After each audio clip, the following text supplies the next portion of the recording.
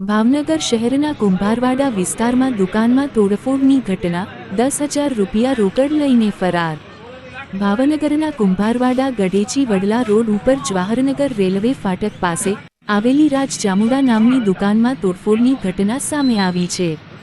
દુકાનના માલિક દિગ્વિજયસિંહના જણાવ્યા મુજબ 3 અજાણ્યા શખ્સો મોઢા ઉપર રૂમાલ બાંધીને દુકાને આવ્યા હતા અને દુકાનમાં ધોકા પાઇપ વડે તોડફોડ કરવામાં આવી હતી અને 10,000 રૂપિયા રોકડ લઈને ફરાર થઈ ગયા હતા। ત્યારે દુકાનમાં નાના મોટું નુકસાન કરવામાં આવ્યું હતું। રિપોર્ટર ફિરોજ સેલોટ, ભારત વિચાર સંવાદ ન્યૂઝ, ભાવનગર।